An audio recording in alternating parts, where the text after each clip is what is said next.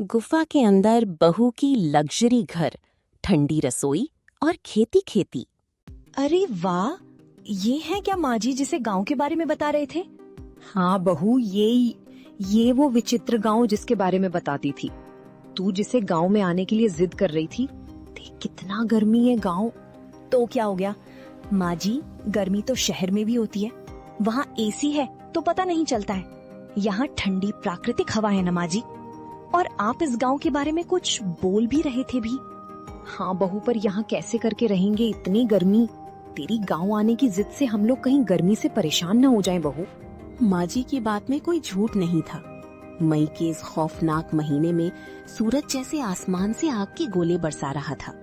बाहर का सुंदर गांव अब सूखा और बेजान दिख रहा है। खेतों में दरारें बढ़ चुकी हैं, पेड़ों के पत्ते झुलस गए थे और गर्म हवाएं पूरे माहौल को और डरावना बना रही थी।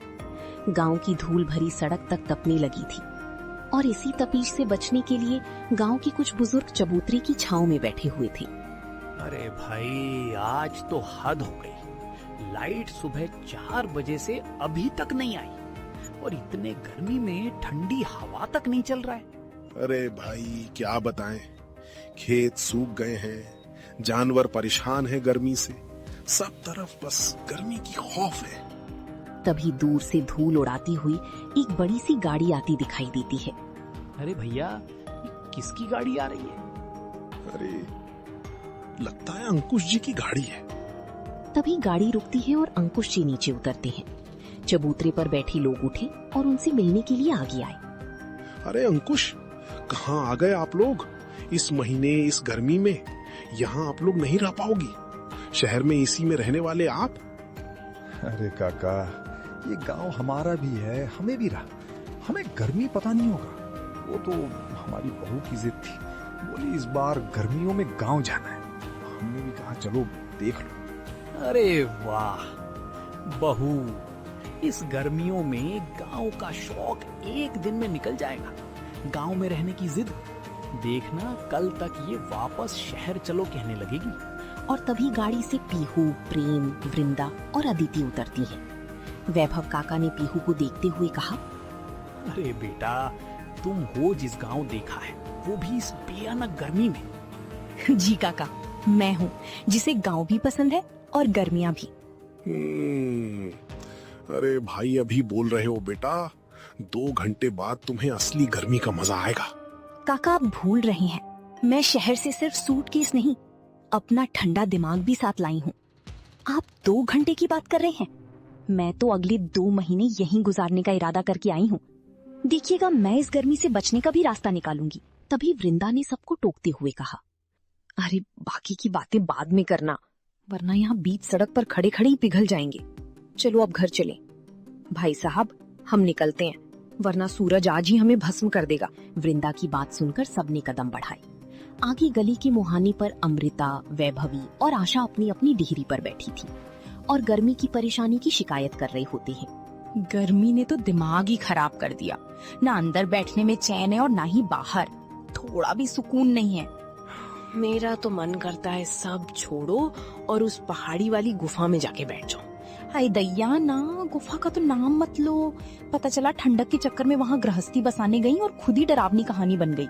मैं जाके छोड़ो, पर इस गुफा में ठंडक तो वाकई में है, लेकिन क्या फायदा इसी ठंडक का, अब तो वहाँ कोई जाता भी नहीं। आशा चाची की बात अभी पूरी भी नहीं हुई थी कि तभी वृंदा अपने परिवार के साथ वहाँ से गुजरी। उन्हें देखते ही सभी लोग सभी लोग अपनी बातें छोड़कर उनसे मिलने लगे। अरे वृंदा जी, आप लोग भी गांव ऐसी तपती गर्मी में आए हैं, देखिए ना। गर्मी ने तो सबका बुरा हाल कर रखा है। गर्मी तो बहुत है, लेकिन हमारी बहू का गांव आने का बड़ा मन था, इसीलिए हम सब चले आए। अच्छा, तो बहू जी को गांव की गर्मी पसंद है। बेटा, अभी तो पैर जमीन पर रखें, एक दिन में सारी गर्मी समझ आ जाएगी। सभी की बातें सुनकर पीहू से रहा नहीं गया।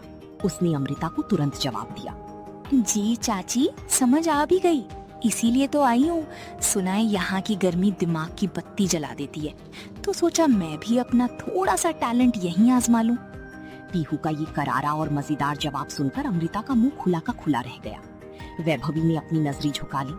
वृंदा अपनी बहू की इस हाजिर जवाबी पर मन ही मन मुस्कुरा उठी और सब आगे बढ़ गए। पर चलती चलती पीहू की कानों में अभी भी आशा चाची का वो अधूरा जुमला गूंज रहा था, उस गुफा में ठंडक तो है। चाची क्या कह रही थी? गुफा ठंडी है लेकिन वहां कोई जाता नहीं है, क्यों? इसी सोच में डूबी हुई पीहू को पता ही नहीं चला कि कब सब लोग घर पहुंच गए। जैसे ही पुरानी घर का दरवाजा खुला, कई दिनों से बंद पड़ी घर की धूल और हवा गर्म बाहर निकल आई। फिर सबने मिलकर घर की सफाई शुरू की। जहां प्रेम और अदिति गर्मी से थक चुकी थी, वहीं पीहू के चेहरे की खुशी और उत्साह जरा भी कम नहीं हुआ। थोड़ी देर बाद पुराना कूलर भी चल पड़ा। शाम होती होती पीहू ने पूरे परिवार के लिए प्यार से देसी खाना बनाया और फिर आंगन में दरी बिछाकर सब लोग साथ बैठकर खाना खाने लगे। ओह गॉड भाभी, आपके इस गांव वाले एडवेंचर के चक्कर में हम यहाँ आ तो गए हैं, पर ये कूलर भी बस गर्म हवा के थप्पड़ मार रहा है। अदिति, मैंने पहले कहा था, पीहू का एडवेंचर अभी शुरू हुआ है, हमारी हालत अभी से टाइट है। खाना खाइए पहले, पेट भरेगा तो गर्मी भी अच्छी लगने लगेगी। जैसे ही सबने पहला निवाला लिया ही था कि कूलर की घरघराहट बंद हो गई। पूरा घर अंधेरे में छा गया। लाइट कट चुकी थी। ये लो, जिसका डर था वही हुआ। भाभी अब तो हद हो गई है, कूलर बंद, पंखा बंद, हम यहाँ कबाब बन जाएंगे। चुप रहो अतिथि, पीहू ने इतनी मेहनत से खाना बनाया है। पीहू बेटा, तू फिक्र मत कर।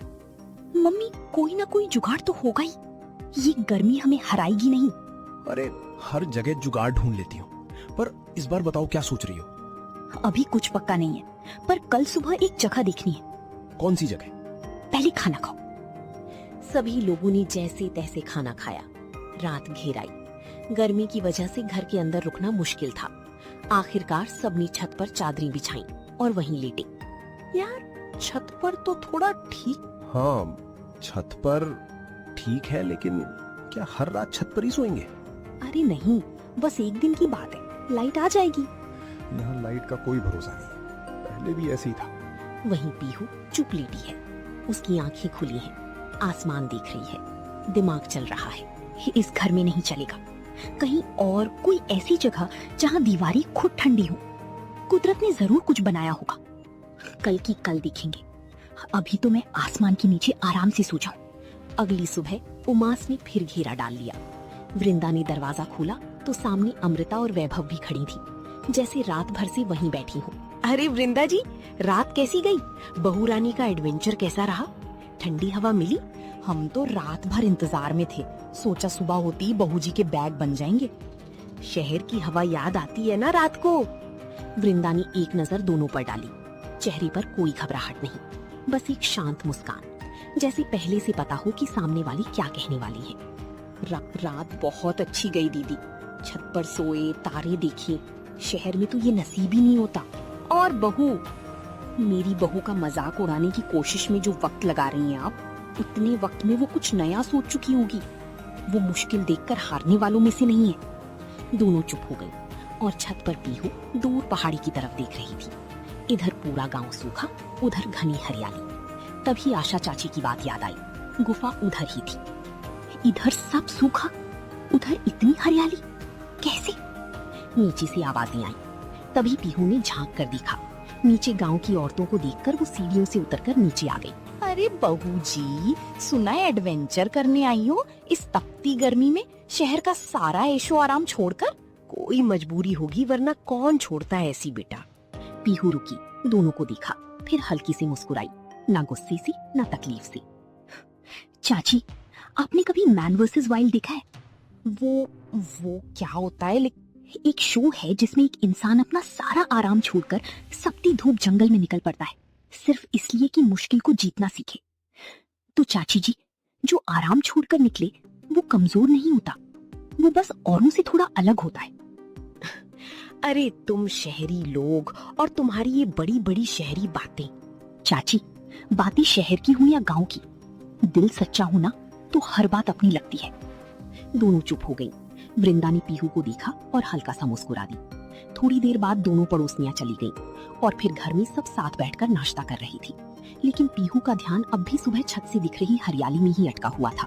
पापा, कल आंटी गुफा की बात कर रही थी और आज मैंने छत से देखा, पूरा गांव सूखा है, पर पहाड़ी के उस पार सब हरा भरा है। जरूर वहीं होगी वो गुफा। चलते हैं ना एक बार देखने। अंकुश का हाथ चाय के गिलास पर रुक गया। एक नजर वृंदा को, फिर पीहू। अरे ठंडी तो बहुत है बेटा वो जगह पर, वहाँ जाते नहीं है लोग। क्यों पापा? बस ऐसे ही पुरानी जगह है। गांव के लोग कहते हैं वहाँ कुछ है, क्या है कोई नहीं जानता, और जाने की कोशिश भी किसी ने नहीं की। एक पल के लिए मेज पर खामोशी छा गई। खैर मतलब यही कि वो जगह अकेली नहीं जाते। पापा, डर जगह में नहीं होता, बस लोगों के मन में रह जाता है। पीहू बेटा, अरे छोड़ो ना तुम भी, सुबह सुबह गुफा की बातें लेकर बैठ गई। पहले नाश्ता तो कर लो। ठीक है, नाश्ता करती हूँ।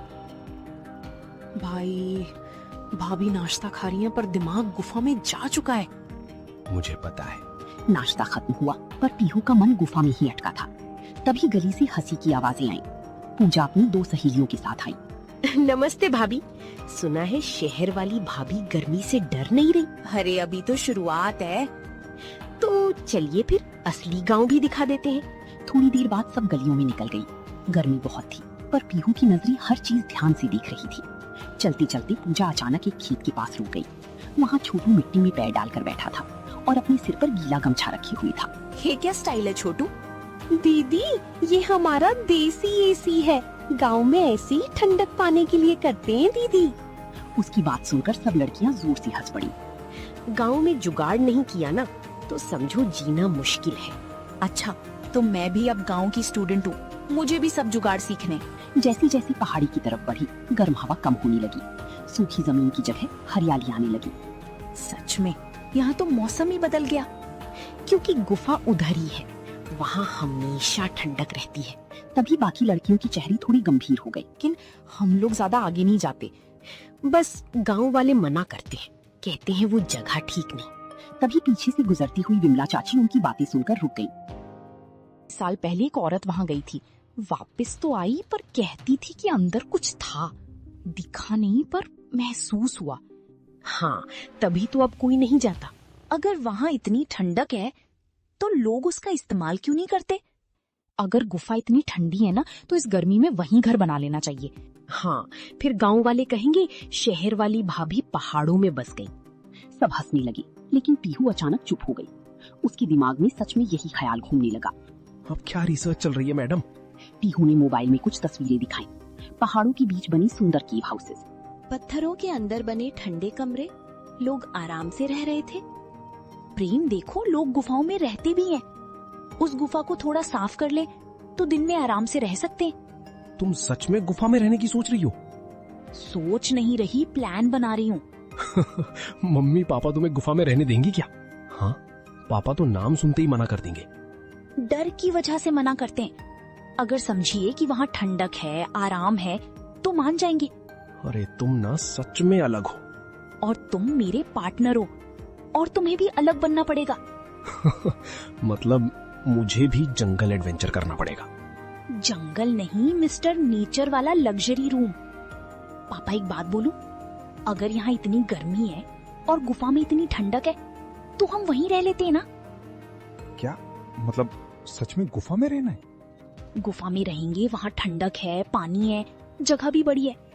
और यहाँ घर में तो गर्मी से सबका हाल खराब हो रहा है। भाभी की बात गलत भी नहीं है, मैं तो अभी से पिघल रही हूँ। लेकिन बेटा अब लोग उस जगह को अच्छा नहीं मानते।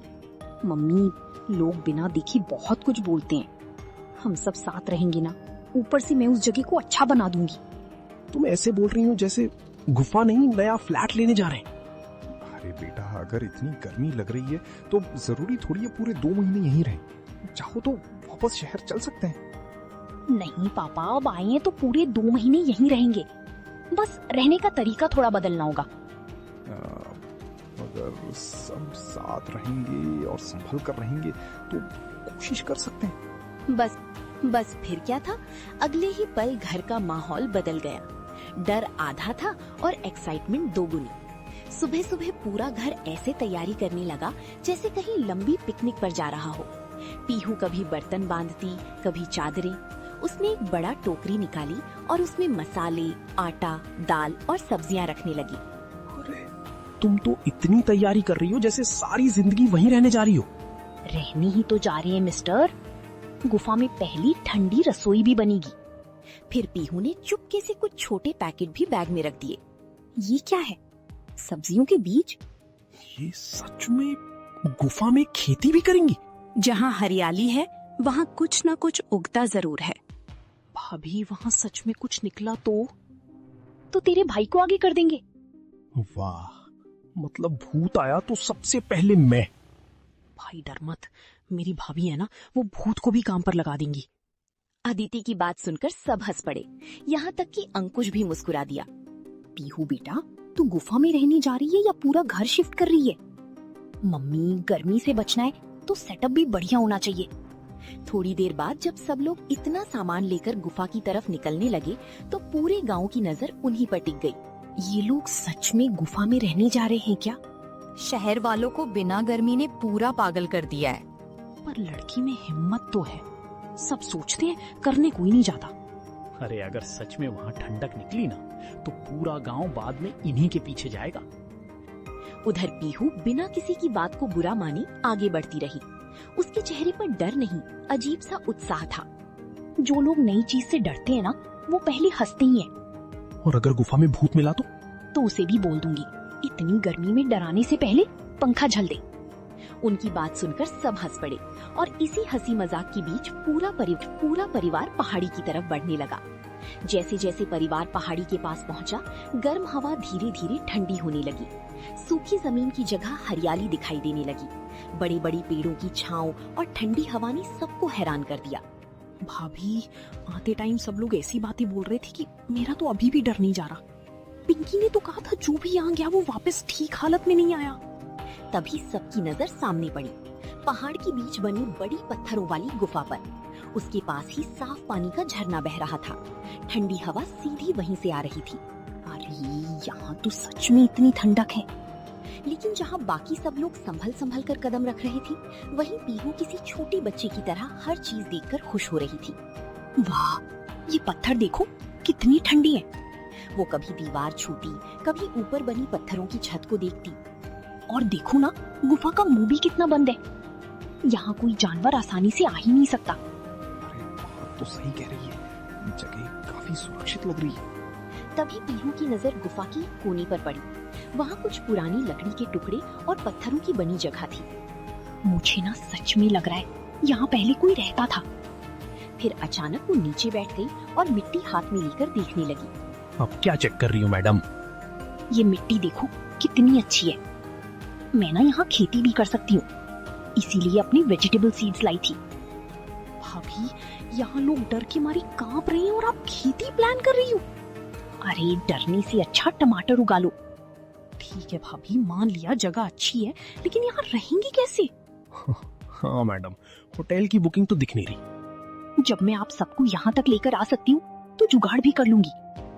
बस एक शर्त है, यहाँ सबको मेरी टीम बनना पड़ेगा, सबको काम करना पड़ेगा। मैं तो पहले ही बता रही हूँ, मैं सिर्फ सुपरविजन दूंगी। वाह, काम बहू करें और मैडम ऊपर से ऑर्डर देंगी। बोलो बेटा, क्या करना है, हम तैयार हैं। बस फिर क्या था, पीहू की आंखों में वो चमक आ गई जो तब आती है जब उसका दिमाग किसी काम पर लग जाए। वो गुफा के अंदर गई और हर कोना, हर पत्थर, हर दरार को ध्यान से देखने लगी, जैसे कोई आर्किटेक्ट खाली जमीन देखता है और उसमें घर देखता है। और एक कोना देखकर उसका जोश और बढ़ गया। यहाँ रसोई बनेगी। अरे मम्मी, आपकी बहू तो गुफा में ठंडी रसोई बनाने जा रही है। उड़ा लो मजाक प्रेम, लेकिन जब रसोई बनकर तैयार होगी ना, तब तुम वही करोगे जो हर बार करती हो। पहले मुंह बनाओ, फिर खाओ, फिर कहो वाह यार। पीहू ने इधर उधर बिखरे नुकीले और सपाट पत्थरों को देखा। उसने बिना देर किए जमीन से भारी पत्थरों को उठाना और सलीके से जमाना शुरू किया।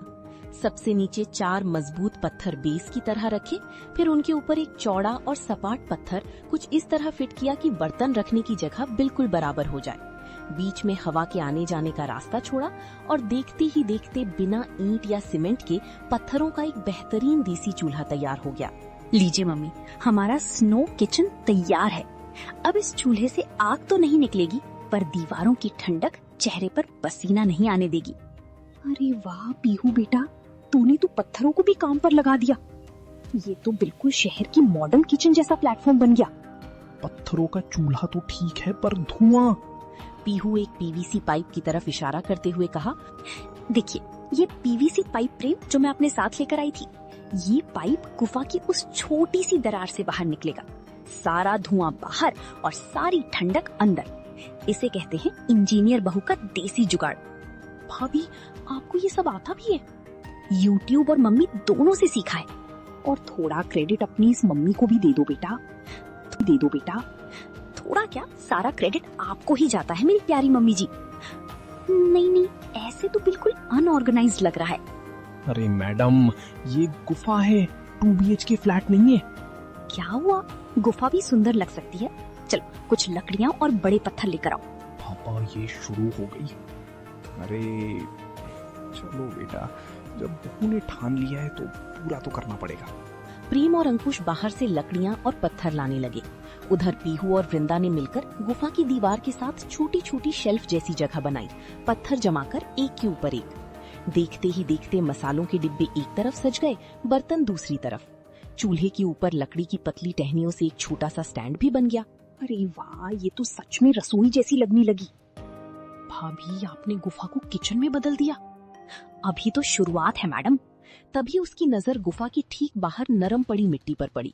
जहां झरने की नमी जमीन तक आती थी, वहां मिट्टी एकदम काली और उपजाऊ थी। पीहू रुकी और फिर उसके चेहरे पर वो मुस्कान आई जो प्रेम को अच्छी तरह पहचानती थी। पीहू, अब क्या? अब कुछ नहीं प्लीज। ये देखो, जो वेजिटेबल सीड्स मैं लेकर आई थी, अब वक्त आ गया है कि उनका इस्तेमाल किया जाए। और देख लेना, कुछ दिन बाद यहाँ हमारी अपनी सब्जियां उगेंगी। पीहू, वो तुम बीज भी साथ लाई थी? जहाँ जाओ बीज साथ रखो, कभी काम आते हैं। अरे बहू, तू गुफा में रहनी नहीं, पूरा नया घर बसाने आई है। घर दीवारों से नहीं बनता पापा, लोगों से बनता है, और रसोई की खुशबू से। थोड़ी देर बाद पीहू ने चूल्हे पर सब्जी चढ़ा दी। झरने के ठंडे पानी और देसी मसालों की खुशबू से पूरी गुफा महक उठी। वाह भाभी, गुफा में भी इतना टेस्टी खाना। अभी तो बाहर से लाई सब्जियों से खाना बना रही हूँ, लेकिन फिर देखना, धीरे धीरे यही अपनी सब्जियां उगेंगी। और उनका टेस्ट, उफ, सोच कर ही मुंह में पानी आ रहा है। अरे बस भी करो मैडम जी, पहले ये वाली सब्जी आराम से खा लें। आपकी खेती को फलने फूलने में भी थोड़ा टाइम लगेगा। ठीक है भाभी, खाना हो गया, अब सोएंगे कहाँ? हाँ मैडम, आपका 5 स्टार रूम कहाँ है? मुझे इतना तो कम मत फिर समझो ये मिस्टर प्रेम। आवाज धुआं हो या प्राइवेसी, कौन है सबका भाई? इंतजाम है मेरे इस जुगाड़ू और अब दिमाग तो में। यहाँ हमारी थोड़ी ही देर खेती में भी पीहू शुरू की हो कहने गई पर है। प्रेम और अंकुश जी बाहर से सूखी घास, बांस की खपचियां और बड़ी लकड़ियां ले आई। पीहू ने गुफा के दोनों कोनों में पड़े भारी पत्थरों को स्टैंड की तरह इस्तेमाल किया और उन पर लकड़ियां टिका दी। फिर ऊपर से सूती चादरें और पुरानी साड़ियां डाल दी गई। देखते ही देखते गुफा के भीतर छोटी छोटी हवादार कमरे तैयार हो गए। भाभी, ये तो किसी लग्जरी कैंपिंग जैसा लग रहा है। यकीन नहीं होता कि बाहर 45 डिग्री है और यहाँ मुझे चादर ओढ़नी पड़ रही है। अरे ये तो सच में घर जैसा लग रहा है। अरे बहू को एडवेंचर का शौक है, लेकिन दिमाग भी खूब चलता है। सब अपने अपने बिस्तर पर लेट गए। बाहर गर्म हवाएं चल रही थी, लेकिन गुफा के अंदर ठंडी हवा और सुकून था। अगली सुबह गांव में सबकी बातें बस उसी गुफा को लेकर थी। पूरा एक दिन हो गया, कोई खबर ही नहीं आई। मुझे तो डर लग रहा है कहीं सच में कुछ गड़बड़ ना हो गई हो। दिन धीरे धीरे गुजरने लगे। बाहर पूरा गांव अब भी गर्मी से परेशान था, लेकिन गुफा के अंदर सबकी जिंदगी बदल चुकी थी। सुबह पीहू सबसे पहले झरने के पास बनी अपनी छोटी सी खेती देखने जाती। उसने टमाटर, मिर्च, धनिया, लौकी और भिंडी के बीज लगाए थे। हर दिन मिट्टी से छोटी छोटी हरी पत्तियां निकलती देख उसके चेहरे की खुशी बढ़ जाती। देखो देखो, धनिया निकल आया। भाभी, आप सब्जियों को ऐसे देख रही हो जैसे बच्चे स्कूल में फर्स्ट आ गए हों। उधर रसोई भी अब पूरी तरह जम चुकी थी। सुबह चूल्हे पर गर्मा गर्म पराठे बनती, दोपहर में झरने की ठंडी पानी के पास बैठकर सब खाना खाती और रात को ठंडी हवा में बातें करती। सच कहूँ, इतने सुकून से तो हम शहर में भी नहीं रहे। गांव वाले अब भी दूर से पहाड़ी की तरफ देखते रहते। सबको इंतजार था कि आखिर गुफा से क्या खबर आएगी। इतने दिन हो गए, फिर भी सब ठीक कैसे हैं? मुझे तो लगता है कुछ ना कुछ जरूर है इस जगह में। लेकिन उधर गुफा में सब हंसी खुशी रह रही थी। फिर एक रात अचानक तेज आवाज गूंजने लगी। हवा जोर जोर से चल रही थी। बाहर पेड़ों की सरसराहट और झरने की आवाज मिलकर डरावना माहौल बना रही थी। भाभी, ये कैसी आवाज है? ये कैसी आवाज थी? सब डर गए, लेकिन पीहू बिल्कुल शांत थी। अरे डरिए मत, इतने दिनों से यहाँ रह रहे हैं ना, कुछ हुआ क्या? तो फिर ये आवाज? चलो बाहर चलकर देखते हैं। बाहर तेज तूफानी हवा चल रही थी। बड़ी बड़ी पेड़ हवा से टकराकर जोर जोर से हिल रही थी। झरने का पानी पत्थरों से टकराकर गूंज पैदा कर रहा था। देखा, आवाज इन पेड़ों और झरने की है। लोगों ने डर डर कर इसे भूत बना दिया। अंकुश कुछ पल चुप रही, फिर हल्का सा मुस्कुरा दिया। अरे सही कह रही हो बेटी, हम इतने दिन से यहाँ हैं लेकिन कभी कुछ गलत महसूस नहीं हुआ।